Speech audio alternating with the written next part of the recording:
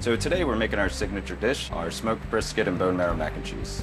Oh, that sounds mighty good. You know, I make a lot of mac and cheese for my kids straight out of the box. I'm guessing this might just be a little bit of a cut above. Just a little bit above, but you know, not hating on box mac and cheese at all though. That's delicious too. So how do you begin here? So before you got here today, we popped in our bone marrow at a nice high temp of about 450 for about a half an hour. All right, so we grab the bones. Right. Here you go. You can see all the fat starting to pool out from them. All right, so first we're gonna take our bones and scrape out the marrow.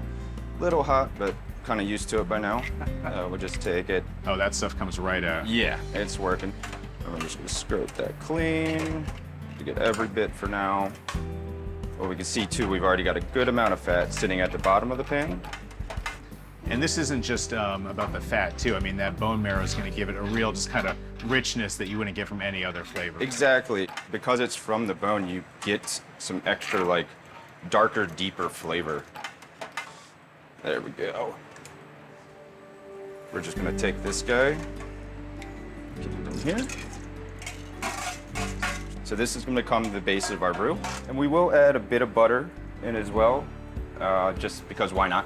And we are, you know, making Southern food here, right? If we're making it rich, why not a little more butter? Yeah, never hurts. And so for this roux, I mean, this isn't a gumbo. You're not looking for something, you know, super dark here. No, you could, but it's really not necessary for this. So we're just gonna get this melted. We're gonna grab our flour.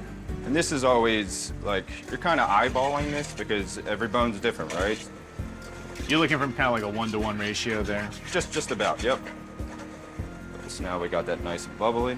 We're just adding our milk and cream into the roux. We got the marrow, we got the butter. Why not add some cream too? Why not? Why not, all right? Okay, so while this is going, we're gonna add a couple of our spices. So we have some ancho chili powder. We're gonna dash in there. This is more of a chili mac, so this is why we're adding the ancho chili powder. That, you can start to feel it thicken up from the roux. Add a little garlic powder in.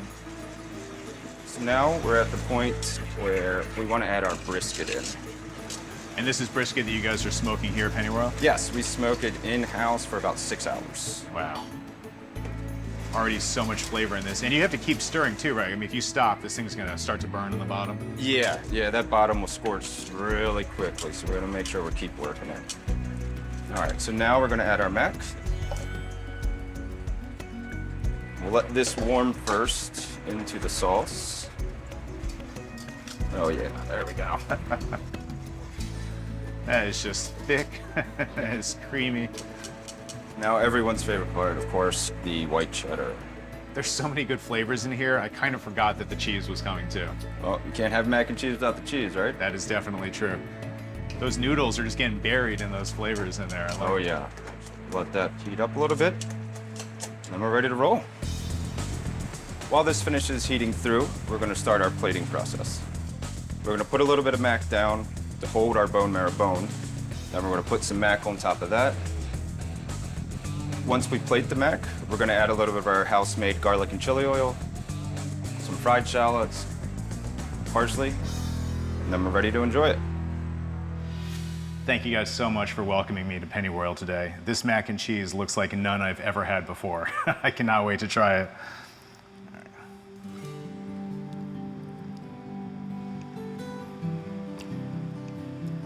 That's just dynamite, Jesse. It's like waiting, That is so good. That marrow really does add such a richness to it too. it gives it a nice deep flavor.